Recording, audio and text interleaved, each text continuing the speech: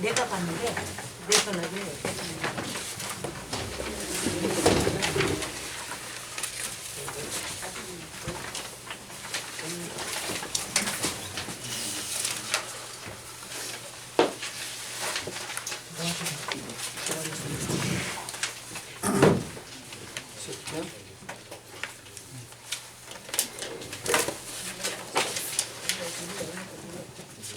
이 2016년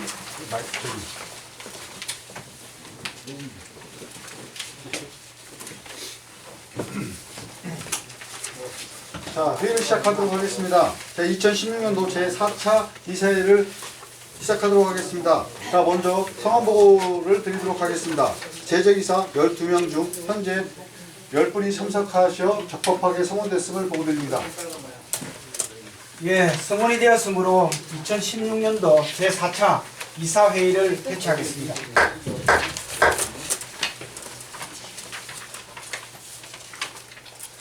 자, 명절 누시 아주 바쁘실 텐데 귀한 시간 내주셔서 감사합니다. 날씨가 또 어저께 오늘부터 갑자기 추워지는데 건강히 유념하시고요. 우리 조합을 위해서 이렇게 참석해 주셔서 감사를 합니다. 인사말은 간략히 하고요. 안건 업무 보고를 하도록 하겠습니다. 여기 조용히 합시다. 그간 진행 업무 보고를 드리도록 하겠습니다. 1월 27일 날 조합 감사로서 감사 요청에 대한 회신 및 조합 의견이 제출의 건을 발송했습니다. 1월 28일 날 광명시에 질의회신을 수신했고요. 1월 29일 날 광명교육청으로부터 사업 구역 내 사립 유치원 설치 계획 현황 회신을 수신했습니다. 2월 1일 날 입주자 대표회의에 구정 세해 예산 현수막 부착 협조 요청문을 발송했습니다. 조용히 좀 하잖아요. 향후 업무 계획에서 말씀드리도록 하겠습니다. 2월 18일 날 2016년 제1차 대의원회가 예정되어 있고요. 자, 3월 19일로 여기는 지금 19일로 이세되어 있는데 저희들이 오늘 가서 저기 광명 시립체육관에 가서 예약을 하고 왔습니다. 20일 날 3월 20일 오후 2시로 정기총 2016년 정기총회가 예정되어 있습니다. 자, 이사님 결정이 된 겁니까? 네네 예약하고 왔습니다. 20일 날 오후 2시로 예약했습니다. 자, 사무장님 업무 보고가 있었고요. 업무 보고에 대해서 궁금한 점이나 의견이 있으면 말씀해 주십시오.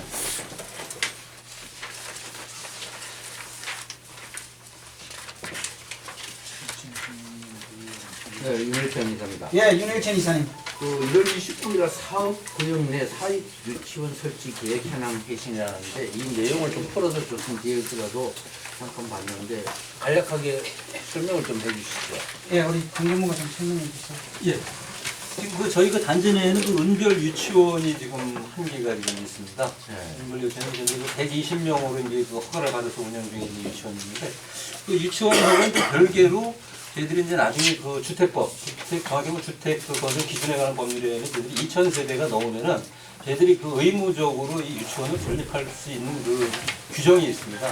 거기에 따라서 저희들이 현재 그 위치라든가 규모 그리고 면적 800제곱미터 학급수 그리고 인원 해가지고 이렇게 향후 저희들이 그 유치원을 건립 계획을 가지고 있고 여기 하는 분양이라든가 이런 것은 기존 은별 유치원을 하시고 계신 분들한테 분양할 건가 아니면 제3자한테 분양할 건가는 추후에 협의를 하겠다고 이거를 교육청에 저희들이 그 회신을 한 겁니다.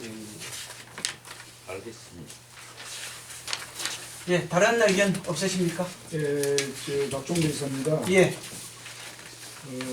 제가 지난번에 회의할 때 2월 18일로 하면 그 3월 20일 날 하면서 좀 그 촉박하니까 조금 땡겨달라고 저번에 이제 말씀을 드렸을 때 조합장님께서 이제 검토하겠다고 했습니다. 근데 검토를 하겠다고 했는데 18일로 지금 못을 박아버렸잖아요. 그러면 향후에 3월 20일까지 진행하는데 그 문제점이 없는지, 왜냐면 또 이걸 가지고 문제점이 있다고 하면 안 되니까 문제점이 없는지 한번 짚고 우리가 한번 이걸 한번 그냥 뭐 이렇게 하는구나라고 넘어가는 게 아니라 한번 좀 우리가 이게 그 기간마다 그 시간에 잘 픽스가 되어 있는지 우리 정 전무께서 예. 문제없이 잘 진행이 될 건지 아니면 촉박한지, 촉박하다 그러면 빨리빨리 우리가 뭔가 미리 자료를 뽑아서 미리 걸림돌 없이 준비할 수 있도록 해줘야 되지 않느냐. 만약에 한번 삐끄러져 버리면 또 이게 안 된단 말이에요. 그죠? 예, 지금 그 그럼 제가 한번 설명 좀 해주세요. 홈페이지 지금 이거 올라가 있지 예, 않나요? 올라가 있어요. 그 홈페이지에 일단 그 계획서가 일정표가 지금 올라가 있는 걸로 지금 알고 있습니다. 3월 19일로 예정이 되어 있는데 일단은 저희들이 그 어차피 한 번 이제 돌아가는 것을 이제 그 멈추거나 이제 딜레이 되면 이제 안 되고 사실은 이렇게 선거라는 것은 이렇게 너무 길어도 좀 문제가 있고 너무 짧아도 문제가 좀 있다고 좀 판단을 하기 때문에 현재로서는 좀 딱 맞게끔 그렇게 지금 그 그럼 여기에서 약간만 이제 뭐 요동치면 이제 곤란하네, 그죠? 예, 근데 여기서 요동친다는 것은 예컨대 뭐 대위원회가 이제 뭐 무산이 된다든가 이런 큰일 아니면은 뭐 저희들이 저희 이유는 없다고 봅니다. 예, 다른 이사님. 예, 박선배 이사님. 선생님 전에 선거관리위원이 7명에서 7명을 뽑느니 5명을 뽑느니 이사회의에서 결정이 안 날 때 이거 오늘 결정 안 되면 그 진행이 안 된다고 반드시 결정해달라고 이렇게 다급히 말씀하신 게 기억이 나는데 이게 일정이 이렇게 뒤로 미루어진 부분에 대해서는 이게 뭐 전에 회의에도 조합장님도 별 말씀 없으셨고 정전민님도 그때 당시에는 아주 긴박하게 말씀하셨는데 이렇게 자연스럽게 이렇게 딜레이 되는 부분에 대해서 모르겠어요. 저는 뭐 그때 말 다르고 지금 말 다른 부분에 대해서 좀 이해가 안 되는데 어떻게 생각하십니까? 글쎄 지금 뭐가 다르다고 지금 말씀하시는지 잘 모르겠어요. 근데 당초에 아무튼 저희들이 그 일정표는 그 3월 5일 날 저희들이 일단 뭐 계획을 이제 잡았었어요. 총회를. 근데 이런저런 이유로 해가지고 그때 뭐 이사에서도 다 그 지금 보고가 끝났고 3월 20일로 오늘 원래는 또 3월 19일 날 또 계획이 잡혔었고요. 오늘 뭐 최종적으로 3월 20일로 이제 보고를 드릴 뿐인데 그리고 여기에 관해서 그 일정에 관해서 그 저도 밖에서 뭐 얘기를 듣는 것을 보면 무슨 뭐 이유가 있지 않냐 뭐 그런 말씀들을 뭐 하는 분도 있지만 여기는 특별한 이유가 있을 수가 없습니다. 대관 문제라든가 이 지금 그 저희들이 그 대위원회만 해도 사실은 18일부터 17 원래는 16일부터 저희들이 고려를 했었어요. 근데 16, 17일 날이 그 복증안하고 이제 맞지는 않아서 기술적으로 18일 날로 이제 협의가 된 거고 이래서 이제 어떤 그 조정 문제 때문에 지금 뭐 19일, 20일로 최종 결정이 됐을 뿐이지 뭐 특별한 이유가 있을 수는 없습니다. 아니 그래서 저희 이사분들도 이런 그 총회나 이번 총회는 당연히 중요하기 때문에 다른 문제는 말고 대가 문제는 먼저 픽스해 놓은 다음에 일을 진행을 하자고 요청을 드렸지 않습니까? 근데 다시 한번 말씀드려 대가 문제는 저희 민간 같은 경우에는요 오늘이 신청할 수 있는 첫날이에요. 저희들이 미리 가서 신청을 하고 싶어도 할 수 있는 부분이 아닙니다. 그 전달밖에 되진 않아요. 3월달 거는. 근데 어제는 휴관일이었습니다. 월요일날 휴관이에요. 오늘 아침에 부랴부랴 저희 관계자가 쫓아가가지고 그 정리를 한 거예요. 네, 저기 대관 신청하는 거는 마치 아까 정전무님이 말씀하신 것처럼 3월달에 종회를 하게 되면 2월달부터 접수를 받는 거는 맞아요. 그 부분에 대해서는 뭐 서로의 할 이유가 없다고 봅니다. 예, 박정배 이사님. 지금 그 내가 이걸 이야기했던 것은 20일이 픽스되고 19일이 픽스되고 이거는 예를 들어서 뭐 픽스된 거는 관계 없어요. 근데 내가 하는 얘기는 내가 아는 본질은 뭐냐면은 이걸 지금부터 진행을 해서 절차상 시간이 촉박하고 문제가 없느냐는 걸 내가 물어봤어요. 만약에 문제가 한 번이라도 튀어나오면 이게 그게 구실이 돼갖고 전반적으로 이게 다 틀어진다는 걸 내가 지금 다시 한번 못을 박는 거예요. 그러면 책임을 누구한테 돌리느냐? 결국은 우리 또 이사들한테 또 돌릴 겁니다. 무슨 말인지 아시죠? 그러니까 내가 그것 때문에 좀 땡기자. 왜? 한번 뭔가 논쟁이 되더라도 한 번에 더 20일까지는 무조건 수단과 방법을 가리지 않고 해야 되는데 절차법이다 보니까 시간이 만약에 촉박하면 절차를 무시하는 거는 관행이 또 나온다는 거죠.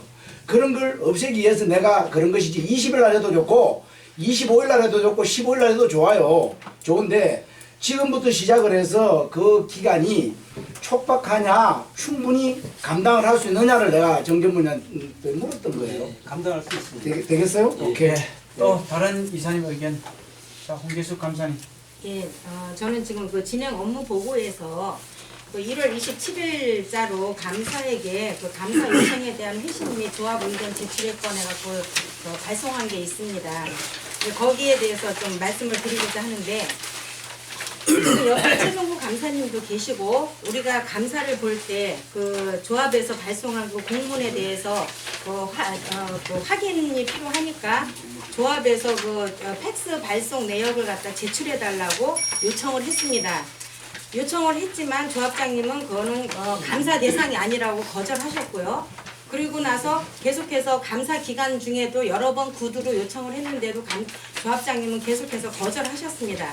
그래갖고 나중에는 감사 보고 나오고 난 뒤에 제가 최종구 감사님하고 사전에 협의를 해서 제 이름만 쓰고 사인을 해서 조합으로 발송을 했습니다. 그랬더니 조합에서 저한테 온 이거가 그 공문이 보통 내용 증명으로 왔습니다. 내용 증명으로 보낸 거에 감사가 2명인데도 유독 개인만 이렇게 요구하는 것은 다른 의도로 선거에 이용하려고 한다라는 식으로 이 공문에다 써서 보냈습니다. 왜 이 그 조합에서 발송한 공문에 대해서 이의를 제기하는 감사 의견이 선거하고 자꾸 연관이 되는지 이해를 할 수 없고요. 조합장님이 그거에 대해서 공문에 대해서 떳떳하게 그거는 밝혀주실 의무가 있습니다. 그럼에도 불구하고 지금 이러한 그 공문을 보내가지고 이것으로서 다 했다라고 이야기하는 것은 잘못된 것이고요. 감사가 요청하는 것은 이 팩스기 자체에서 뽑은 리스트가 아니라 전화국에서 뽑은 우리 그 팩스 전화기의 사용 내역서를 제출해달라고 요청을 드리는 겁니다. 그 부분에 대해서 이미 그 3개의 공문의 문제점에 대해서 인터넷에도 다 올렸기 때문에 우리 이사님들은 어떤 공문이 문제가 되는지 알고 있을 것입니다. 그 조합 공문 2015-1115, 2015-1115, 115호, 2015-118호 지금 현재 3개의 공문에 대해서 발송 내역을 입증해 달라고 인터넷에도 올렸고요. 그리고 그거에 대해서 계속 요청을 하고 있는데 지금 받아들여지지 않고 있습니다. 그래서 그 부분에 대해서 이 자리에서 조합장님이 명확한 그 입장을 표명해 주시기를 바라고요. 또 한 가지는 그 조합장님이 소식지에서 GS건설에다가 그 공문을 발송을 했습니다. 그 발송한 공문을 1월 25일 날 GS건설이 우리 조합에다가 제출을 했습니다. 그 제출한 공문을 지난번 이사회 때 이렇게 첨부를 해줬습니다.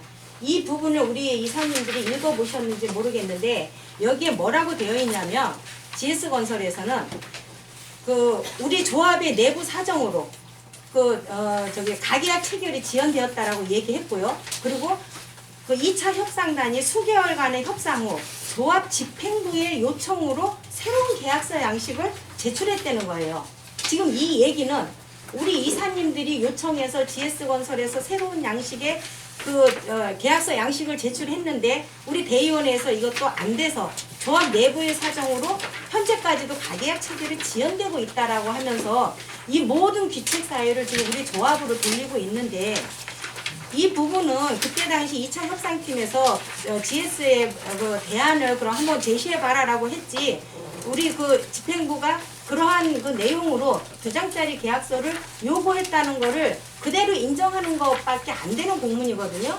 그래서 이러한 공문을 받았을 때 1월 25일 날 접수를 했는데 우리 조합에서는 GS건설에다가 이 공문에 대해서 어떤 식으로 답변을 하고 조치를 하고 계신지 이거에 대해서 답을 듣고 싶습니다. 잠깐만요. 제가 감독님 말씀 중에 소위 말하는 그 2장짜리 계약서를 예. 저희 조합 집행부의 요청으로. 저희가 만들었다는 거예요. 그렇게 GS건설에서 온 공문에는 그렇게 되어 있습니다. 여기 그렇게 되어 있잖아요. 지난번 이사회 때 나눠드린 공문입니다. 이게. 자, 답변 드릴게요. 네, 이게 최종구 감사님. 한나님 대단히 죄송하지만은 지금 동님도 와가 계시고 이렇기 때문에 이러한 건 이걸 처리하시고 기타 토의상에 하면 안 되겠습니까? 이게 뭐 시간도 좀 오래 갈 것 같고. 알겠습니다. 예, 그럼 그렇게 답변하도록 하고 진행하도록 하겠습니다. 자, 그러면 그 업무 보고에 대한 구체적인 내용은 안건 처리를 한 다음에 답변하고 처리하도록 하고요. 그 감사님 요청에 의해서 회의 안건을 상정하도록 하겠습니다. 자, 1호 안건 정비계획 변경안 심의건을 상정하겠습니다. 제1호 안건에 대해서 제안 설명 드리도록 하겠습니다. 1호 안건 정비계획 변경안 심의건을 상정합니다. 2. 제안 내용. 우리 조합에서 현재 추진 중인 정비계획안 학교용지 1 제시에 대해 그동안 협의사항을 보고하고 임원 상호 간 토론 및 심의를 거쳐 향후 진행 방향 또는 지침을 정하고자 합니다. 3. 근거. 조합정권 제28조. 4. 의결주문. 제안 내용에 따라 심의하고 정비계획 변경 추진 방향을 정할 것을 의결함. 5. 첨부. 정비계획 변경 관련 자료는 아까 배포해 주신 자료를 첨부하시면 되겠습니다. 이상입니다. 제가 설명을 좀 드릴게요. 한 장짜리 드린 거 있죠? 강명시청 주관 상계조합 정기회의 보고 그걸 한번 봐주시기 바라겠습니다. 이날 1월 28일 날 3시부터 광명시청 회의실에서 회의가 있었는데요.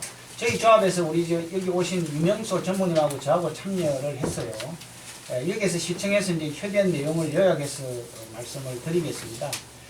우리가 최초 저번에 이제 보고 드린 바와 같이 이라는 우리가 중학교를 신축하는 방안입니다. 중학교를 신축하면 광명중학교로 학교를 바꾸면서 광명중학교를 초등교실로 전환하라는 내용이고요. 이하는 우리 단지에 초등학교 하나를 신축하고 광명중학교에 12개 교실을 짓는 겁니다. 이 내용을 가지고 협의를 했는데 여러분도 아시다시피 교육청에서 우리가 애초에 학교 하나로 제시하는 대의원에서 인준받은 내용이 12,000회관입니다. 3,600평인데 중학교로 바꾸면 약 4,000평을 4,000회관 그러니까 1,200평 정도를 더 요구를 했어요. 그래서 회의를 하면서 더 제시하는 건 어렵다. 그 다음에 학교 바꾸는데 교실 초과 비용은 어렵다. 라고 이제 우리가 인준받은 협의한 내용대로 통보를 했고요. 그러다 보니까 자동스럽게 이제 이 안을 우리 단지에 초등학교 2개가 들어서는 방안이 협의가 되는 거예요. 교육청에서 지침은 학교 2개는 초등학교 옆에는 안 된다는 의견이에요. 그래서 이제 최대한 떨어져서 하라고 그러니까 817동 근처에 초등학교를 짓는 안을 협의를 했다는 내용입니다. 그래서 우리 단지 입장은 3,600평 범위 내에서 초등학교가 되든 중학교를 좀 하는 걸로 해달라. 그 다음에 중학교 추가 부지 그러니까 1,200평 정도 제공하는 거하고 광명중학교 초등교실 전환 비용은 조합 부담은 어렵다. 이 3,600평 범위 내에서 학교 선택은 교육청하고 좀 협의하자는 아니고요. 밑에 7단지 안은 초등학교로 접근하자는 아니에요. 우리 8단지에서 초등학교를 건립해 주고 거기에 따라서 중학교가 정축하는 문제를 협의하냐는 그런 내용으로서 협의된 바를 보고 드리는 바입니다. 이걸 참조하셔서 오늘 유명서 전무께서 전체적으로 좀 브리핑을 해드리겠습니다. 자, 유명서 전무님 말씀해 주시죠. 네, 안녕하세요. 첫 번째 행정 넘기시면서 설명을 드리겠습니다. 작년에 11월 달에 대의원 회의에 이제 상정했던 안에 해당이 되고요. 저희가 12월 14일 날 정비계획 변경 접수를 했습니다. 그때는 내용이 아시다시피 이제 중학교로 우리가 12,000제곱미터를 연입했다라고 한 것이고요. 이제 학교가 신설됨으로 인해서 다른 이제 공원하고 녹지하고 도로 부분을 이제 최대한 줄이는 것으로 이제 방향을 세웠는데 공원은 세대당 적용해야 되는 법적 기준까지 이제 최소한으로 줄이는 것으로 해서 공원하고 녹지를 줄였습니다. 예를 들면 공원 자체도 면적을 줄였고요. 그 다음에 우리 좌측편에 있던 녹지대는 폐지를 하는 것으로 했고요. 우측편에 학교 아래에 있는 녹지는 폭원을 축소하는 것으로 해가지고 법적 요구사항인 공원 녹지 면적만큼만 확보하는 것으로 이렇게 줄였습니다. 그 다음에 이제 도로 부분에 대해서는 기본적으로 세대가 늘어나면 도로가 확장이 돼야 되는 것이 일반적이지만 저희는 향후에 교통량 평가를 또 진행할 사항이고 구체적인 거는 그때 논하자라고 하고 이번에는 도로 확장은 없는 것으로 했습니다. 다만 이제 도로가 중학교가 하나 더 세워지다 보니까 중학교 이제 정문까지는 도로가 신설이 돼야 되거든요. 그래서 중학교 굳이 중간 부분 정도까지 이제 도로 연장을 늘리다 보니까 도로 면적은 조금 더 증가한 그런 사항이어서 이런 사항을 고려했을 때 그 기반시설 비율이 과거의 18.4%에서 21.7%로 늘어나게 됐고요. 그러면 우리는 기부 체납을 많이 한 만큼 그럼 뭘 받아오느냐라고 하면 저희가 용적률 계산 다 기억하시겠지만 이제 제3종 일반 주거 지역에 저희가 정비 계획을 하면 최대로 그러니까 임대주택을 짓지 않는 한은 이제 250% 기부 체납을 아무리 많이 하더라도 250%까지 가능하고요. 추가 용적률에 해당하는 항목을 지킬 경우에 최대 이제 19% 더 할 수 있는 걸로 269%까지가 가능하고, 그 다음에 임대주택을 지을 경우는 285% 이렇게 되는 겁니다. 근데 저희가 과거에 18.4%로 줄였을 때가 뭐냐면 계산을 해가지고 딱 250%로 떨어지는 것으로 이제 저희가 계산을 해서 18.4%까지 줄였거든요. 근데 저희가 학교 때문에 다시 21.7%까지 늘었으니까 더 이상 기부 체납해봐야 용적률은 법적으로 받을 수가 없습니다. 그래서 이제 학교 부분에 대해서 18.4%에 해당하는 것까지는 기부 체납을 하고 나머지 부분은 매각을 하겠다라는 것을 해서 이제 계획 접수가 됐고요. 매각 면적은 7,000제곱미터에 계산으로 산정하면 7,000제곱미터에 해당이 됩니다. 이 계획안을 이제 그 광명시에 접수해서 오른쪽에 보면 관련 부서 협의를 그 12월 21일부터 이제 올해 1월 5일까지 관련 부서를 공원녹지과 광명도로과 융복합도시정책과 첨단도시교통과 교육청 이렇게 해서 협의를 했습니다. 협의한 결과 이제 공원녹지과하고 교육청에서는 의견이 있고 다른 부서에서는 협의를 이제 이렇게 저렇게 하면서 의견을 안 받는 걸로 했습니다. 그 내용을 아래 보면 교육청은 뒤에 이제 다시 설명을 할 것이고요. 공원녹지과는 이제 저희가 공원이 지금 옆에 보면 소공원 이렇게 표시가 되어 있는데 과거에는 근린공원이었습니다. 그러니까 근린공원이 법적으로 10,000제곱미터 이상이어야 되는 면적 기준이 있는데 근린공원이냐 소공원이냐에 따라서 그 공원 내에 할 수 있는 이제 이런 시설들이 많이 다릅니다. 그러니까 광명시에서는 이제 여기가 도시기본계획상에도 공원녹지 기본계획상에도 이제 녹지축에 해당이 되거든요. 그래서 공원을 이제 우리가 정비 기본 지침에도 여기에 이제 공원을 하라고 되어 있고 이제 공원녹지 기본계획에서도 이쪽으로 연결되도록 되어 있어서 이 부분을 근린공원으로 유지를 해달라는 게 의견이고요. 그러다 보니까 이제 10,000제곱미터 이상을 해달라라고 하는 게 이제 첫 번째 의견이고요. 두 번째 의견은 일반적인 의견입니다. 상위 계획을 반영해서 수립해라는데 상위 계획에 특별히 저희가 위반되는 건 없고 다만 지금 이게 근린공원이냐 아니냐 요게 이제 논란이 있는 부분에 해당이 되고요.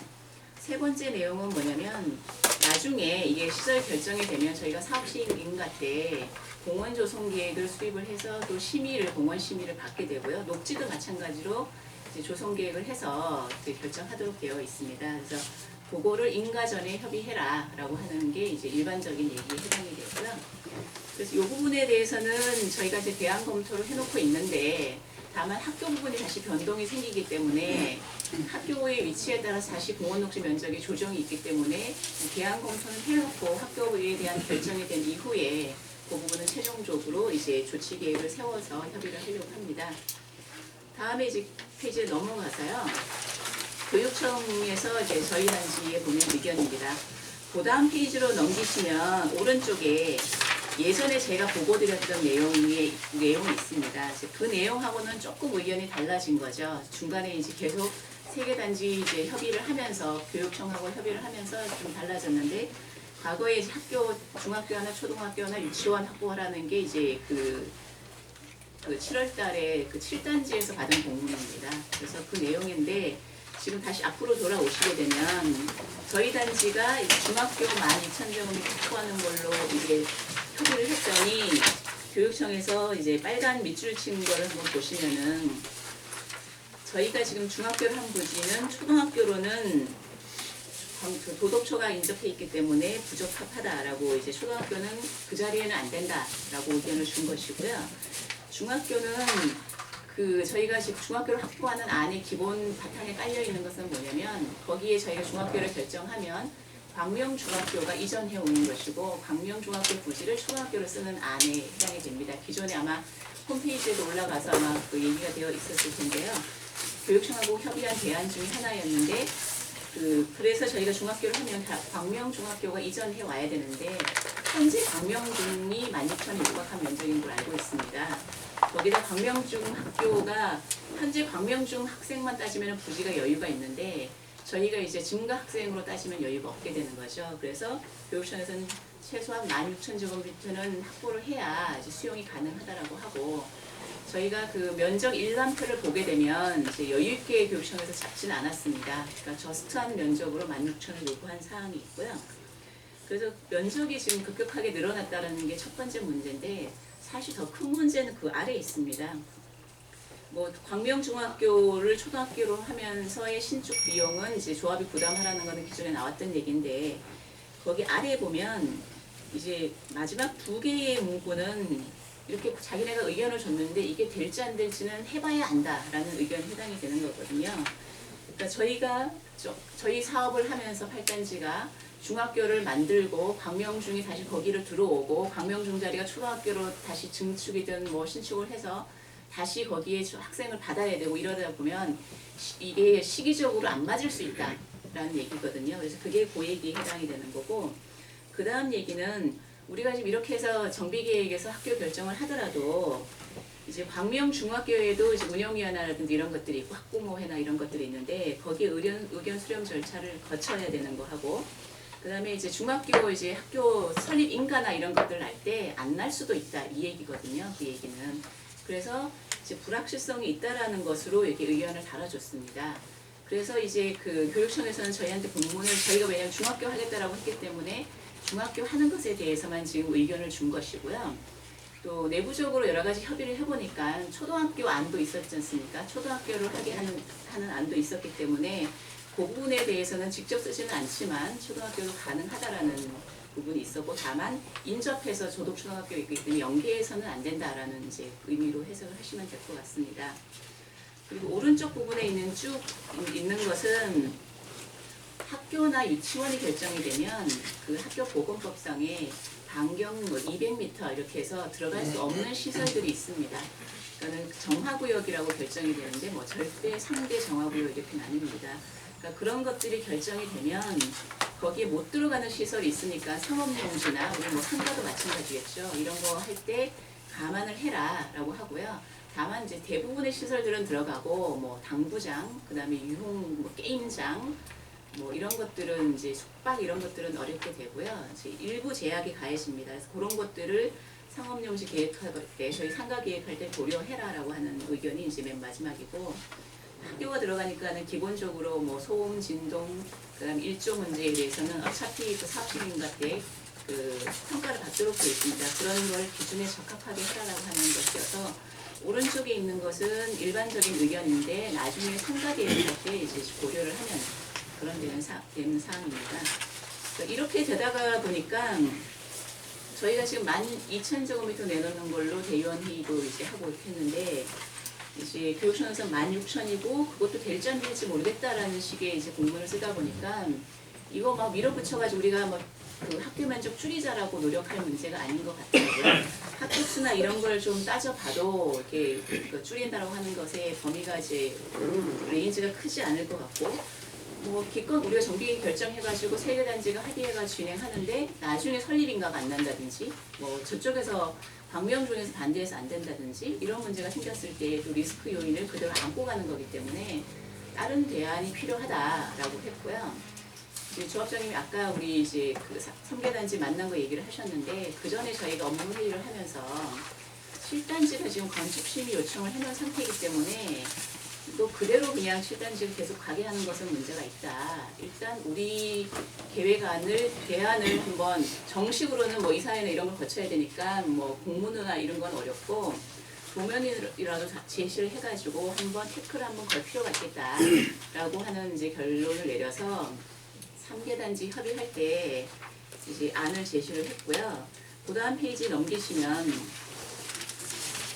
그러면 이거 이제 언제까지 협의해야 되느냐, 뭐 딴 단지는 다 사업시 인가 나가고 뭐 다 하는 거 아니냐, 우리가 이러고 있을 동안라고 하는 부분에 대해서 아마 다 이게 다 알고 계신 내용인데, 결국은 시에서는 명확하게 계속 입장을 얘기를 하고 있습니다. 협약서 맺어지기 전에는 딱 아무 단지도 사업시 인가하지 않겠다라고 하는 것이었고요. 저희는 여기다가 추가로 지금 이제 일단은 구두로 먼저 저희가 요구를 한 사항이 있습니다. 뭐냐면 저희가 지금 초등학교든 중학교든 학교 결정을 하는데 어떠한 합의서 형태의 그게 안 나오면 저희는 정비계획으로 고시하지 않겠다라고 그걸 명확하게 3개 단지 있는 데서 이제 얘기를 했습니다.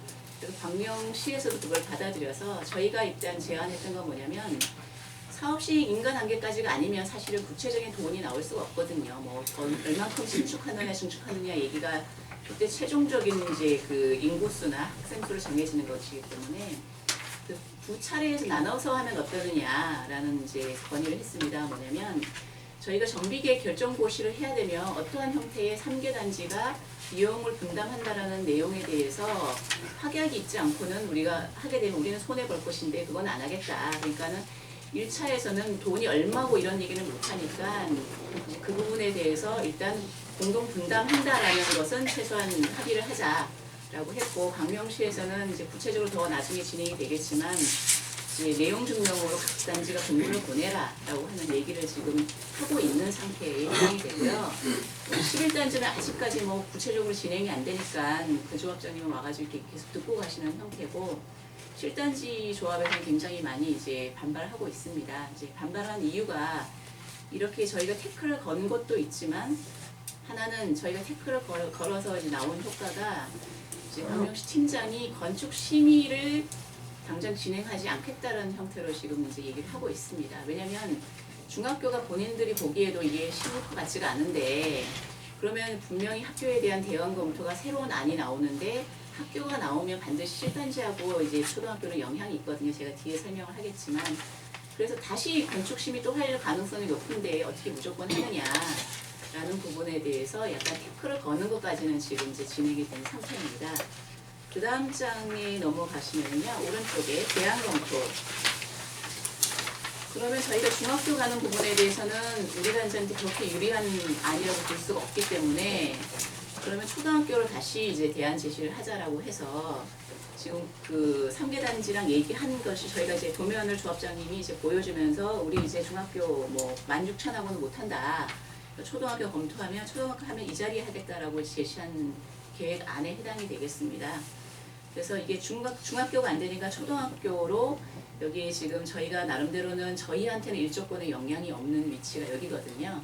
다른 데 가면 아무래도 저희 건축에도 이제 영향이 있기 때문에 이 자리에다가 12,000제곱미터를 하겠다라고 해서 자본 안에 해당이 됩니다.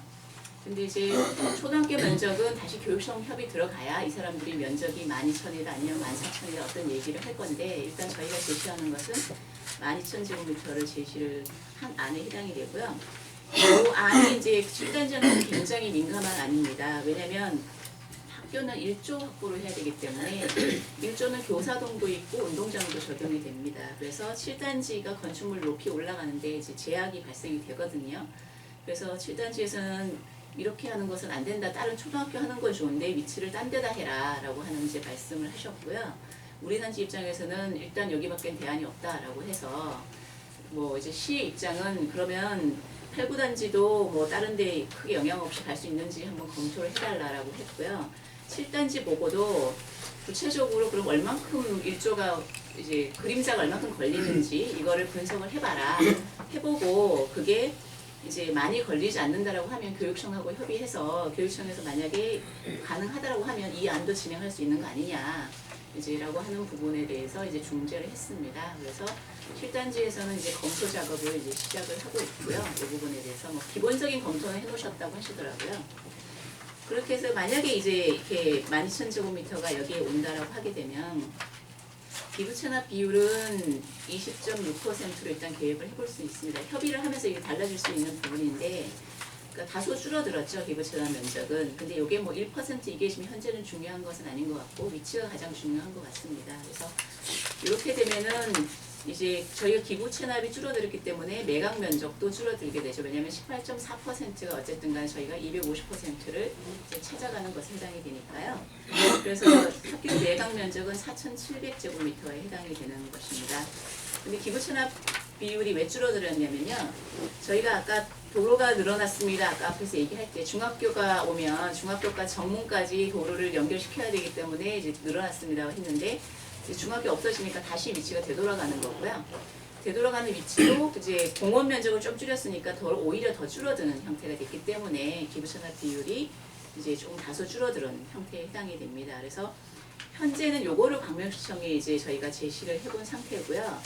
그 다음은 저희가 대안 검토는 어쨌든 다 해놔야 되기 때문에 그 다음 페이지를 넘기시면 초등학교가 오른쪽 맨 끝에 그러니까 도덕초등학교 라인으로 이제 가기는 하되 붙여서는 못하니까 이제 떨어뜨려서 남치게 이렇게 하는 것으로 했고요.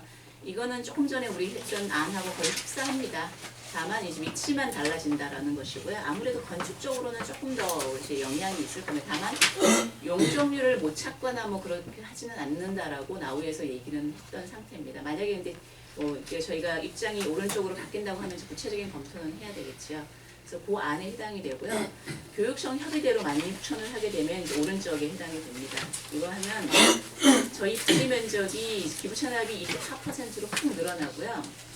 그 대신 매각 면적도 11,900제곱미터로 늘어나게 됩니다. 그러니까는 학교 하나 매각한다라는 면적이 되는 거죠. 거의 이제 그 정도 면적이 해당이 되는데 이거는 어쨌든 간에 뭐 그 나중에 사업성 분석이나 이런 것도 진행을 하셔야 되겠지만 일단은 뭐 이렇게 불확실성을 남겨놓은 상태이기 때문에 이제 저희가 보기에는 좋은 대안으로는 어쨌든 보기 어렵다라고 해서 저희가 생각하는 것은 이러한으로 변경하는 것이 어떻겠느냐라는 게 이제 의견에 해당이 됩니다.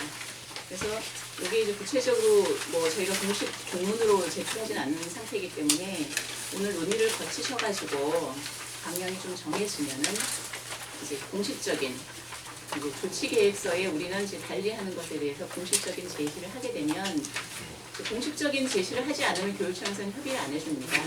그래서 이제 제시하게 되면 교육청에 재협의가 들어가고요. 그러면 거기에서 다시 면적이라든지 기타에 대한 표를 의견을 달아서 이렇게 보내는 걸로 진행이 될 겁니다.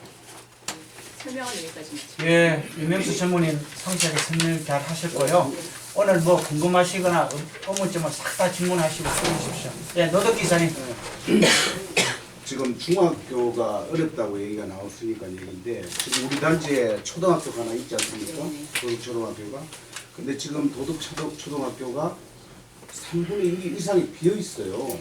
그런 걸 감안해가지고 거기서 증축을 해줘가지고 한 학교로 가면 안 됩니까? 그런 방안은 없습니까? 네, 그거는 이미 그 저희가 학급수나 이런 걸 다 따졌는데요. 도덕초등학교를 저희가 이미 저희가 정비계획할 때 부지를 2019제곱미터 여기 보면 맨 첫 페이지를 보시면 2019제곱미터가 도덕초등학교 부지 확장을 해서 교사동을 하나 더 짓는 걸로 그렇게 해서 꽉 채워도 학교가 한 개가 필요한 걸로 나옵니다. 왜냐하면 65학급이 늘어나거든요. 3개 단지가. 그러니까 네, 그래서 문제를 예, 권경 이사님. 예, 권경입니다. 예, 지금 우리가 도덕초등학교 하나 있고 그다음에 11단지가 그 광명 부초등학교 안에 있고 13단지 앞에가 광성초등학교 지금 3개가 있어요. 네. 3개가 있는데 사실은 7단지 구역이 13단지 있는 학교로 배정이 되어 있고 자기가 다니는 학교를 그 추가 확장을 해서 이문제 사업에서 할 생각을 해왔는데 무조건 우리는 학교를 질 생각으로 했어요. 이게 아니요, 그거는 바로 정정을 했어요. 7단지는 도덕초등학교입니다. 아니 네, 지금 7단지 다니고 있잖아 자기 구역이 7단지가. 예, 도덕초등학교로. 아니 도덕초등학교 아니고 네. 인천 광성초등학교를 좀 다니고 있잖아요. 7단지는 도덕초등학교. 아니야. 7단지도 다니고 있어. 7단 도덕초등학교가 예, 그다음에 광성 광명 부초등학교 2개로 확장하면은 네. 초등학교는 저는 해결을 된다고 해요. 2개를. 예. 예, 왜냐면은 네, 예, 그 학교가 노화가 다 됐기 때문에 우리가 리물대 사업을 하거나 증축하고 그다음에 지금 그 학교가 노화가 돼서 엘리베이터가 없어요. 그래서 강당원 쓰고 있는 것을 다시 하고 예, 그 지하를 지르면 수영장을 하고 다시 강당 쓰는 것을 학교로 증축 리물대 사업하면은 충분히 2개 학교로서 우리가 초등학교를 앉아도 관계는 없을 것 같아요. 그리고 지금 학교 부지를 아까도 얘기했지만은 앞으로 여기서 학교를 어떻게 지냐에 따지면 앞으로 우리가 상가 분양도 하는데 예, 학교가 중요해요. 학교가 많이 들어서가지고 이 앞에 상가 분양도 앞으로 뭐 부동산이나 뭐 몇 가지 말고는 상가 분양이 안 됩니다. 학교 옆에 200m 안에 있으면. 그래서 예, 굳이 우리가 해보지도 않고 우리가 일정을 잡아가지고 해놓으면 광명 부초등학교고 도덕초등학교를 학급수를 아까 말씀드렸지만은 다 비어 있는데 늘리고 증축을 하는 걸로 한번 해서 노력을 해서 하고 유치원하고 중학교는 중학교는 진다고 우리가 생각하고 지금 대부분 있기 때문에 유치원 문제만 우리가 해결하면 될 것 같아요. 네. 아니 정리를 좀 하면요. 네. 지금 이제 교육청에서 요구한 거는 일단 저희 단지만 늘어나는 게 학교 하나 학생이 늘어납니다. 그러니까 남의 단지 건 일단 신경 안 쓰고요. 이제 세대수에 따라 계속 학생 수는 좀 달라지는데 저희 단지만 해도 40학급이 넘어요. 그러니까 기존에 제가 과거에 했을 때 44학급이 나왔었거든요. 그러니까 저희 단지 하나만 해도 학교를 하나 만들어야 된다는데 그러면 주변 학교가 여유가 많으면 뭐 우리만 들어가겠다라고 주장을 해볼 수 있는데 일단 북초는 이미 오버가 됐어요. 그러니까 증축이나 이런 걸 할 수가 없는 상태가 되어 있거든요. 그러니까 북초의 학생이 이제 학급이 못 늘어나고 그럼 도덕초는 최대한 늘리는 걸로 안을 잡은 거고요. 이제 증축을 해서 거기는 이제 풀로 채우는 걸로 했는데 그래도 저희는 못 들어갑니다. 그러니까 저희가 일단 문제가 되는 거고요. 뭐 다른 단지는 들어오든 말든 이제 그게 문제인데.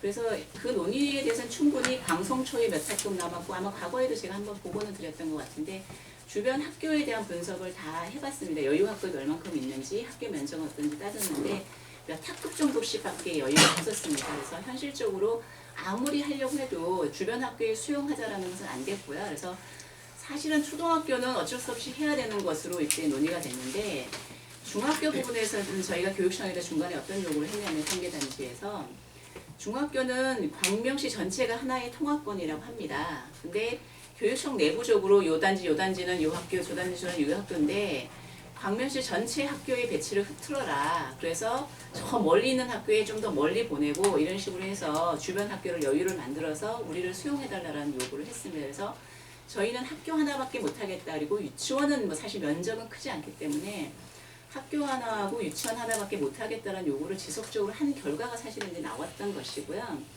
그러니까 가능한 대안은 사실은 엄청나게 많은 대안은 검토했습니다. 아마 중간에 아마 대의원 회의 때도 제가 잠깐 보고를 드리고 해서 말씀하신 거대로 하는 게 가장 이제 좋은 안에 해당이 되는데 그러기에는 저희 세대수가 너무 많이 늘어나서 이제 그거는 고려하실 수가 없었다라는 걸 먼저 말씀을 좀 드리겠습니다. 예, 박정배 이사님. 네. 제가 좀 궁금해서 물어보겠습니다. 원래 우리가 추진할 때 중학교가 필요하다, 유치원이 필요하다, 초등학교가 필요하다 이렇게 이제 얘기가 됐잖아요, 그죠? 근데 지금 유상무 지금 말씀을 들어보면 이제 중학교는 거의 뭐 굳이 우리가 핸들링을 안 해도 되겠다. 그러면 학교 하나로 이제 핸들링을 하는 걸로 어느 정도 방향을 네, 그러니까 초등학교를 지금 잡고 해야 되잖아요. 사실 맞지는 않아요. 맞지는 않는 게 사실 지금 여기에 우리가 하는 게 2094세대에서 3800세대면 천안 몇 세대만 증가가 되거든요. 우리 단지만 봤을 때는. 그렇게 봤을 때는 지금 수용 학생 수에 지금 미달되기 때문에 그렇게 학교 하나를 지을 정도는 아니에요. 우리만 봤을 때는.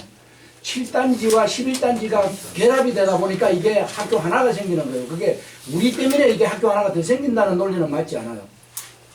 네, 아니 도덕초에 지금 학교가 절반 비어 있지만 지금 들어갈 수 있는 학급수가 그래도 다 채워도 많지 않기 그래서 때문에 아니 그러니까 우리만 본다 그러면 정축도 가능하다는 거예요. 지금 학급이 비어 있기 때문에 정축으로 가능한데 7단지 수용하고 10단지, 11단지를 수용하다 보니까 그게 포화 상태가 돼서 한 학교가 필요하다는 거예요. 그죠? 근데 사실은 우리 단지 여기에 중학교가 하나 들어서는 게 우리는 금상첨화예요, 사실은. 근데 중학교가 들어서다 보니까 부지 면적이라든지 우리가 손해보는 게 너무 많으니까 지금 초등학교를 지금 접근을 하는 거잖아요. 그죠? 네. 초등학교를 접근하는데 문제는 이게 기형적인 게 될 수가 있다는 거죠.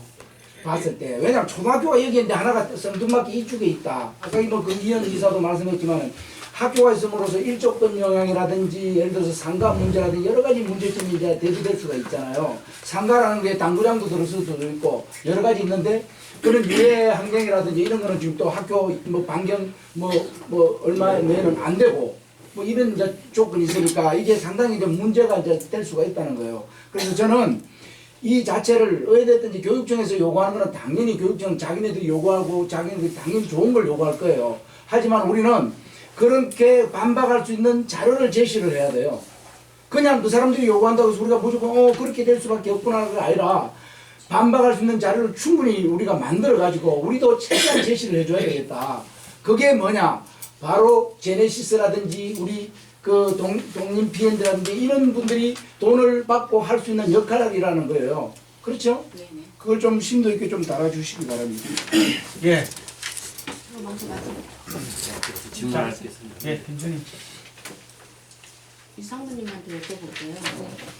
지난번에 우리가 정비계획 그 변경에서 확정받은 것이 3,295세대니까 3,300세대로 보고요. 3,300세대로 봤을 때 학교를 610평 정도 기부를 해서 증축을 하는 거로 확정이 됐죠, 그때. 그러면 지금 현재 3,800세대면은 우리가 지금 현재 그때 고시 받은 거하고 지금 늘어나는 거하고는 딱 500세대 차이가 나요. 그리고 500세대 정도 차이 나고, 그리고 현재 지금 도덕초등학교 학생 수가 350명 정도밖에 안 돼요. 그리고 우리 그 8구 단지에 그 세대 수는 2,000세대 정도에도 하나 더 줄지 않을 거예요. 그러면 500세대 늘어나는 부분에서 초등학교를 하나를 줘야 되는 게 맞나요?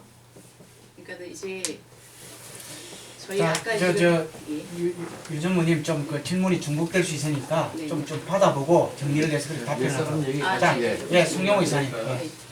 제가 그 1월 27일 날 그 교육지원청에 한상민 과장님하고 통화를 했어요. 그분이 하시는 말씀이 뭐냐면은 우리 8구 단지 사구지 내에 중학교를 지을 경우에는 학급이 한 24학급 정도가 필요가 하답니다. 그런데 그 사람이 하는 이야기는 중학생 학생 수가 부족하답니다. 24학급을 채울 여지가 없다는 이야기예요. 그러니까 우리 단지에 굳이 중학교를 갖다가 신축할 필요성이 없다는 이야기예요. 그렇기 때문에 우리 단지 내에는 초등학교가 필요하다는 그런 이야기였고, 그리고 7단지 문제를 좀 언급하고 싶은 게 지금 7단지에서 건축 심의를 진행하고 있지 않습니까? 그럼 우리가 이한대로 갔을 때 지금 강명중학교 옆에 한 12학급 정도 정설을 해야 돼요. 그렇죠. 정설을 하면은 지금 7단지 사부지를 갖다가 침범할 수밖에 없어요. 그렇죠. 지금 건축 심의를 신청했는데 그 토지 이용 계획 자체가 다 틀어지는 거예요. 그렇죠. 그러면 아까 시청에서 이야기하고 여기 유전무님께서 말씀하시는 것처럼 지금 뭐 건축 심의를 갖다가 접수한 7단지가 잘하다고 있다고 뭐 조합원들이 게시판에 올리고 했지만은 그거 자체가 잘못됐다는 이야기예요. 조치 고시다시 받으면 엄청나게 이제 다시 비용 들이고 시간 낭비하고 그렇게 재현이 되는 겁니다. 그리고 한 가지 더 언급하고 싶은 거는 지금 사립유치원 같은 경우는 지금 교육청 입장은 이걸 갖다가 뭐 존치하려는 뭐 생각도 있는 것 같고, 아니면 우리가 한 1,500평 정도를 갖다가 10단지에 뭐 그걸 갖다가 내놓게끔 하든지 그런 방향이 있는 것 같습니다. 유치원은 하나만 신축을 하면 되는 걸로 그렇게 되어 있습니다. 이상입니다. 윤일찬 이사님 다 정리를 해서 좀. 지난번에 그 추진위 시절에 우리 유전무님인데 그 당시 OECD 기준으로 한 학급당 25명으로 수치를 한다는 얘기를 한번 들었던 것 같은데 맞습니까?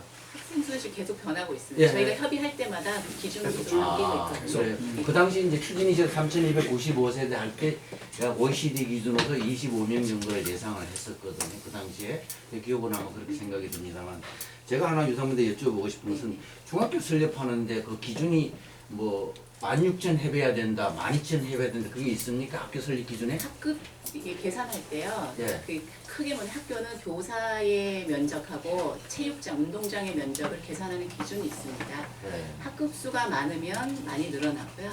그러니까 지금 이제 교육청에서 16,000을 요구했잖아요. 예. 그러니까 교육청에서 기존의 광명중학교 학생, 그다음에 저희가 증가되는 학생을 따지면 그 면적표에 따르면 16,000인 거예요. 그래서 이제 왜냐면 그 법적으로 계산하는 거에 따지면 16,000이 나오고, 그거는 교육청에서 저희한테 거짓말을 못해요. 그러니까 저희한테 일람표도 과거에 줬어요. 우리가 면적 얼마큼 해야 되느냐라는 걸 얘기했을 때 교육청에서 그러면 미리 주게, 원래 처음에 안 주려고 했다가 몇 학급이면 얼마, 몇 학급이면 얼마, 이거를 학급 하나 늘어날 때마다 이 면적 바뀌는 일람표를 줬는데요. 거기에 따지면 거의 이 면적이 이렇게 해당이 됩니다. 네, 그러니까 김순희 이사가 조금 전에 그 얘기하신 거하고 중첩되는 부분이 있는데, 우리가 3,295세대 교육청으로 받을 때 우리가 약 2,000회배를 내놨습니다.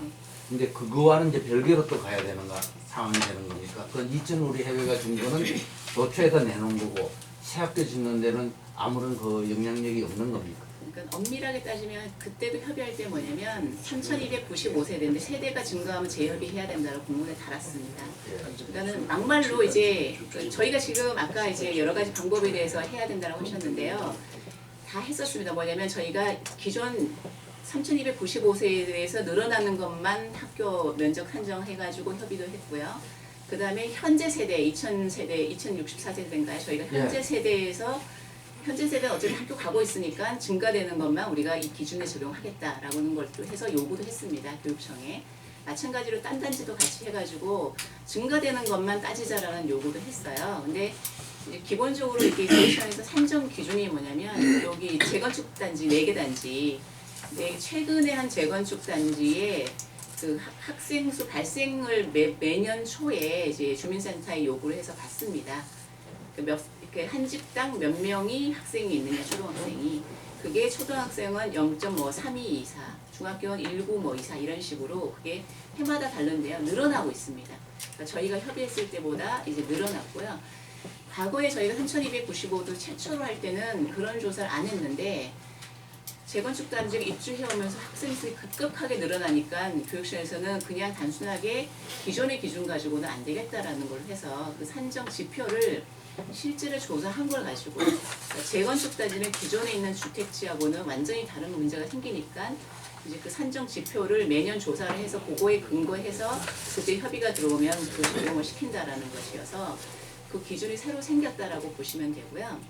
그리고 그럼 저희도 이제 요구할 게 있죠. 왜냐하면 3,295세대는 우리가 도덕초등학교만 늘리고 하는 걸로 간다라고 하는데 이제 교육청에서는 어쨌든 간에 기준이 다 이제 재협의 기준이 되기 때문에 바뀌었다라고 얘기를 하는데 저희가 만약에 무식한 척하고 싸워보려면 세대 증가 안 하는 거죠. 세대 증가 안 하고 니네 이거 해줬으니까 우리가 무조건 이렇게 협의해줘. 뭐 이렇게 이제 우겨보는 방법은 뭐 안 된다라고 보기보다 교육청에서는 절대 지금 씨알도 안 먹히는 얘기지만 저희가 만약에 뭐 시위라도 해가지고 뭘 한다라고 하면 그게 일단은 뭐 하나의 안이라고 볼 수가 있는 것이고요. 세대 증가가 되면 무조건 재협의를 해야 되기 때문에 그때 기준으로 맞추는데 교육청에서 지금 사실은 크게 요구를 이제 원칙대로 요구를 했다가 여러 차례 지금 계속 지금 이제 작년 이제 하반기에 협의를 계속 했잖아요. 그러면서 많이 줄여줬습니다. 그러니까 기존의 발생량을 원래는 저희가 30학급이 저희가 발생된다라고 했고요. 초등학생은. 다만 그건 도덕청을 가는 애도 다 포함된 겁니다. 40학급이고 그 7단지는 12학급, 11단지는 13학급 해가지고 65학급이 늘어났다. 그럼 65학급을 도덕초에 아무리 때려넣으려고 해도 기존에 있는 애들 포함하면 안 된다라는 것 때문에 신설해야 된다. 이런 거였거든요. 그래서 이제 그런 게 논의나 검토나 협의는 지금 다 진행을 해본 상태고 마찬가지로 이제 그런 이렇게 3개 단지가 협의하면서 그래도 대안을 찾은 부분이 이제 학교 하나로 줄이는 걸로 이렇게 했고 유치원 부분은 기준이 이제 계속 바뀌고 있기 때문에 뭐 어느 단지에서 가든 큰 영향은 없는 것 같습니다. 그래서 유치원에 대한 것은 아직은 남아 있는 상태고요. 다만 이제 저희가 왜냐하면 유치원을 계획하거나 하지 않았기 때문에 교육청에서는 제시하지 않은 것에 대한 의견은 제시를 안 하거든요. 그래서 중학교 부분이 지금 이렇게 된 것이다. 과정은 이제 500세대만 하면 제일 좋은데 그러면은 교육청에는 이거죠. 그러면 기존에 있던 애들은 옛날 기준으로 그럼 뭐 한 교실에 막 때려 넣는 기준이고 새로 오는 애들만 널널한 교실에 집어넣는 거냐. 이제 그건 아니다라는 얘기죠. 그러다 보니까 전체 세대 수에 똑같은 기준을 적용해야 된다라는 게 교육청 얘기입니다. 저 의견 예. 저 의견 있습니다. 권규현 이사님. 네, 제가 짧게 예. 제가 이 재건축에 대해서는 제가 잘 모르지만은 10단지 제가 할 때 그 한은기 위원장이 통일부 차관했던 사람이에요. 공무원들 불러서 혼내는데 깜짝 지금 독립에서 이 얘기 듣자고 하는 것이 아니고 우리는 새로운 아이디어를 입냐고 인것하는데 그분들 했던 얘기를 그대로 하는 거더라고. 그러니까 이 공무원들 불러서 그분이 추진위원장인데 일조권 때문에 그건 못 친다고 해서 그 사람이 하지 있고 동진 나는데 하지를 잡으면서 일조권이 어떻게 되냐. 내가 기준은 내가 정한다고. 학교가 우리가 뭔지 아파트가 들어섰지 학교가 들어섰냐고. 그래서 그런 얘기 듣고 저도 깜짝 놀랐지만은 우리가 독립이고 지금 제네스 다 뽑아놨는데 이렇게 해도 같으면 뭐 우리가 해도 되는 건데 지금 아무 우리가 어려운 것도 없잖아요. 사실 우리가 이 얘기를 듣자는 게 아니고 앞으로도 우리가 더 좋은 조건을 할 수 있고 지금 이 상황이면은 저희들은 7단지하고 같이 못 간다 하고 우리가 선수 쳐서 앞으로 나가야 돼요. 왜냐면 비산동에 아파트 할 때도요. 안양시에서 인센티브를 엄청나게 줬어요. 그 대신 구역으로 공동개발을 하도록 하고 온수도도 끌어다 주고 모든 걸 다 했습니다. 그 고층도 다 하고 했어요. 근데 광명시에서 무조건 지금 공무원이 했던 것을 우리끼리 아이디어만 하는 거예요. 근데 여기서는 저 나올 것이 없습니다. 그래서 앞으로 이런 것을 조합장님한테 잘 보고 그래서 우리가 시장을 쫓아가서 싸우든 무엇을 하든 우리가 한번 붙어서 이득을 얻을 것은 이득을 얻고 우리가 해야 하는 거지. 걔들은 우리한테 아무것도 안 주고 걔들이 뭐 우리한테 10병씩 온수를 끓여서 줍니까 뭘 줍니까 아무것도 없잖아요. 안현천 6기를 줍니까. 우리는 걔들이 했던 얘기를 그대로 하는 거기 때문에 별 큰 의미가 없어요. 그래서 학교 위치가 어느 쪽에 지는 게 좋겠냐 그 얘기밖에 없는 것 같아요. 그래서 좀 더 좋은 조건이 있으면은 저희들이 힘을 실어줄 테니까 한번 더 찾아봐갖고 깽가리라도 쳐야지. 왜 우리가 7단지 때 발목을 잡고 그래요. 그래서 그거는 시의 요구지 우리 요구가 아니잖아요. 우리가 아무리 급하다고 해도 일단은 한번 버티고 오고 시간이 있으니까 싸움을 하고 좋은 조건을 저 질문 있습니다. 저기 유상무님한테 질문 드릴게요. 몇 가지 좀 질문 드리는데 아까 맨 처음에 설명하실 때 지금 우리가 기존에 있는 그 도로를 지금은 이제 그 세대수가 늘어나면 이 기존에 우리가 고시받은 그 도로 면적도 증가되는 게 맞다라고 아까 말씀을 하셨어요. 그거는 나중에 교통 영향 평가시 하는 것으로 하고 지금은 도로를 갖다가 전혀 확충하지 않는다라고 이제 하면서 일을 진행하겠다고 했거든요. 그러면 지금 말씀하신 거는 먼저 우리가 이 추가 용적률 확보할 때도 세대수 증가는 하나도 하지 않는 것으로 저기 정비계획 변경을 하겠다 하는 거랑 지금 같은 맥락이라서 제가 여쭤보는 건데 지금 나중에 그러니까 사업시의 인가시 이 도로 부분은 분명히 확장이 돼야 되죠. 세대수가 늘어나면 100%라고는 말씀 못 드립니다. 왜냐면 지금 교통영향 평가 제가 왜냐면 원래는 일반적으로 세대가 많이 늘어나면 차가 많이 늘어나니까 도로를 확폭하면 확폭했지 줄일 수는 없기 때문에 그러니까 왜냐하면 일단은 저희가 기반시설 자꾸 늘어나는 만큼 최대한 줄여본다고 했잖아요. 그래서 공원 녹지는 법적인 기준만 하고 다 줄였는데 그러니까 도로는 우리가 더 이상 줄일 수가 없다라는 것을 말씀드린 게 핵심 키포인트고요. 그다음에 늘어나는 것에 대해서는 교통영향 평가 때 차선 계획이 이런 게 나와야 사실은 정확하게 그게 몇 차선이 필요한지가 근데 늘어날 나오거든요. 가능성은 있지만 100%라고는 말할 수 없다라고 지금 저희가 말씀하시는 임의로 거죠. 그렇다고 해서 이번에 늘리거나 그래서는 안 되겠죠. 왜냐하면 그런 예. 여지가 있는 부분. 그리고 또 아까 이제 그 우리가 학교를 갖다 초등학교를 만약에 817동 이제 근처에다가 만약에 초등학교를 짓게 될 경우에 이란 얘기하시는 거죠? 7단지 위에. 예, 거기에다 이제 짓게 될 경우에 그 저기 학교는 이제 그 상대 정화구역, 절대 정화구역으로 이제 그 표시가 되잖아요. 그럼 그게 우리 단지 안에만 적용이 됩니까? 아니면 길 건너? 그러면 길 건너에 이미 거기 그 상권이 형성돼 있잖아요. 모세로 같은데. 거기가 대부분이 정화구역이 들어 있어요 이미. 현재요? 네. 그러면 우리가 거기다 학교를 가도 그런 거가 이제 그 문제는 없다는 얘기네요. 네, 뭐 한 필지까지는 저희가 나중에 뭐 필지까지는 따져보지 못하지만 저희가 주변 학교의 정화구역 위치를 한번 다 뽑아봤었어요. 그랬더니 이미 상당 부분 대부분은 걸려 있습니다. 그리고 또 한 가지 거기에 그 817동 있는데 이제 학교를 가게 되면 우리가 이제 기존에 이제 도덕초등학교 옆에다가 학교를 냈을 때는 그 학교까지 들어가는 그 진입 도로 그게 저도 필요해져 가지고 도로 면적이 증가를 해서 기부 채납이 21.7%였는데 그게 817동으로 감호도해서 그 도로 면적이 없어지니까 20.6%로 줄어들었다라고 말씀하셨잖아요.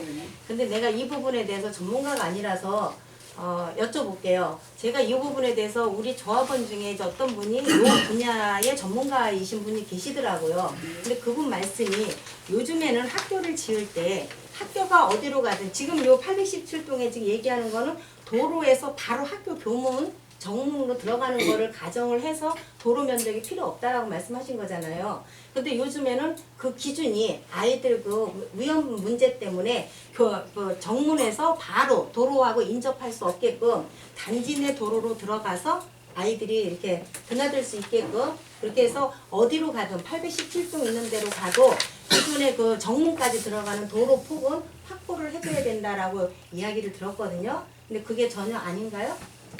틀린 말씀은 아니세요. 다만 꼭 그렇게 해야 되는 건 아닙니다. 그러니까 지금 학교 신설되는 것들이 다 그런 식으로 되지는 않고 있거든요. 그게 스쿨존이라는 얘기 아니에요? 아니, 지금 말씀하시는 건 뭐냐면 스쿨존이 정문을 아니고 저희가 지금 큰 도로변에 정문을 두는데 정문을 안다고 우리 이렇게 도면으로 보시면 일단 단지 안으로 들어와야 된다 이거죠. 예.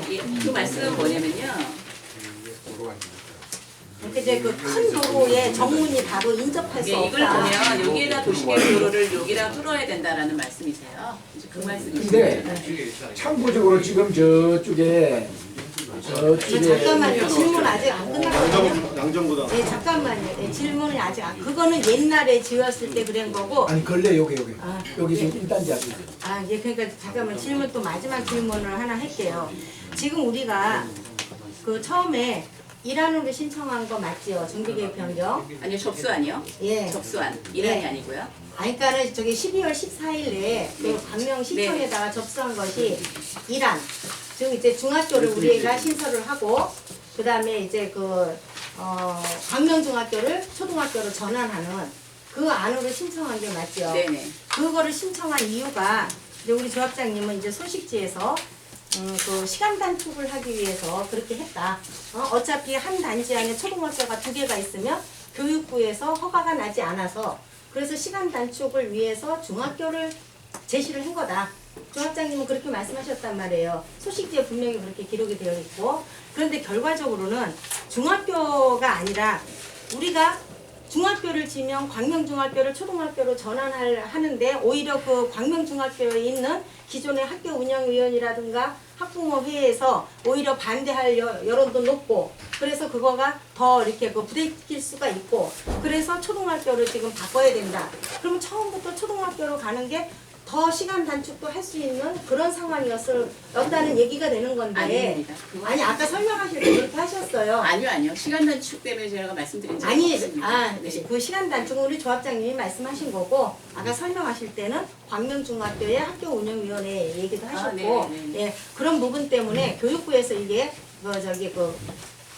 걸림돌이 될 수도 있고 나중에 또 승인이 또 안 날 수도 있고 또 이제 그런 이야기 하셨잖아요. 그러면 시간 단축이라는 것이 무엇을 기준으로 해서 시간 단축을 하기 위해서 일환으로 제출을 했는지 그리고 그때 또 조합장님이 얘기는 일환이 이안보다 유리하다 해서 이제 했다고 했습니다. 그런데 지금도 이야기할 때 자 지금 이거 이렇게 유리하다 뭐하다 이렇게 이제 설명을 하셨어요. 설명을 했는데 지금 얘기한 거는 보면 기부 채납 20.6%는 똑같아요. 똑같은데 그러면 어떤 부분이 더 유리하고 어떤 부분이 더 손실이 가는 부분인지 그 부분에 대해서는 이야기를 안 하고 지금 그냥 이렇게 해도 20.6% 이렇게 해도 20.6% 이러한 이제 설명만 하고 있습니다. 그러면 이런 부분에 대해서 우리 여기 이사님들이 좀 더 객관적인 자료를 갖고 설명을 들을 수 있게끔 그리고 판단을 할 수 있게끔 오늘 지금 심의하는 자리잖아요. 그러면 좀 더 객관적인 자료가 좀 나와야 되지 않습니까? 그렇게 생각 안 하세요? 네, 말씀. 대답해 주세요. 예. 설명을 하게 되면 중학교 부분에 대해서는 조합장님이 어떻게 말씀하셨는지 조합장님이 이제 다시 답변을 하시면 될 것 같고요. 조합원들이 상당 부분 중학교를 원하신 걸로 알고 있습니다. 왜냐하면 한 단지 안에 초등학교 2개 있는 것보다는 중학교가 좋다고 하기 때문에 아마 여론이 처음에는 저희가 어떻게 초창기 아마 검토하시 기억하시는지 모르겠지만 초등학교 1개로 일단 왜냐면 이제 뭐 중학교다 이런 것보다 학교 하나로 일단 검토를 했는데 아마 들려오는 여러 가지 대의원회의 때도 그런 뭐 여론이 있었고요. 중학교를 추진해달라는 이제 여론이 있었습니다. 왜냐면 중학교가 사실 제일 좋거든요. 그렇기 때문에 중학교를 했고 기간 단축이란 건 뭐냐면 제가 이렇게 말씀드린 것도 학교 협의는 사실 얼마큼이면 되느냐라는 얘기도 예전에 질문을 하셨는데 제가 1년이 될지 1년이 받을지 사실 잘 모르겠습니다라는 말씀도 드린 적이 있어요. 왜냐면 학교 문제는 굉장히 어려운 문제를 3개 단지가 협의해서 가는 거기 때문에 사실은 빨리빨리 대안에 대해서 논의해가지고 저희한테 유리하면서도 가능할 수 않은 일을 이렇게 저렇게 계속 협의해보는 거거든요. 그러니까 지금도 아직까지도 그 단계예요. 그러니까 제가 지금 검토 일환이 무조건 좋으니까 가겠습니다라는 것이 아니라 검토 일환에 대해서 일단은 중학교 부분이 이제 저희가 그런 유리한 점이 있기 때문에 협의에 들어갔는데 교육청에서 정식으로 협의한 의견을 보니까 좋은지 어쩐지 잘 모르겠다. 왜냐하면 달아놓은 의견 자체가 부지도 많이 늘어나지, 그 다음에 뒷부분에 애매하게 의견을 달아놓은 거기 때문에 사실 누구 하나 명확하게 100% 된다라고 할 수 없기 때문에, 그러면 이제 그게 유리한 안이라고 볼 수 없기 때문에 대안에 대해서 다시 검토를 한다라는 측면이죠. 그리고 저희가 보기에는 이란이 유리하다라는 건데, 그러면은 왜냐하면 사실은 가장 좋은 한 이란인데 그게 설명이 부족했나 봅니다. 그걸 제가 조금 더 설명을 하면, 아니 가장 좋은 이란이 지금 예. 기존에 우리가 중학교를 저기 그 신설하는 이란을 얘기하시는 겁니까? 아니면 아니요, 지금 검토안으로 지금 얘기- 여기서 말하는 이란이 그거를 명확하게 구분을 네, 해주세요. 기존 거는 그냥 접수안으로, 예, 저희가 접수안으로 표시했죠. 그러면 예. 지금 여기서 이란은 그럼 뭔지 명확하게 해주세요. 이란이라고 자, 그, 저, 얘기죠. 유명수 전문인. 네. 유명수 전문인. 있습니다. 네. 자, 홍재숙 감사 이야기하는 내가 답변할게요. 아, 네. 자, 우리가 오늘 이야기 나오기 전에 거의 99.9%가 우리 조합원들이 중학교를 보냈어요. 그래서 앞에 우리 제시를 할 때 우리가 중학교에 못을 박았고, 저도 중학교가 들어오길 간절히 소망을 했고요. 우리 홍재숙 감사님도 인터넷에 중학교가 좋겠다라고 적은 바도 있어요. 그래서 중학교로 진행하는 과정에 지금 협의가 나왔잖아요. 땅을 더 내놔라. 초등학교 교실을 지어내놔라.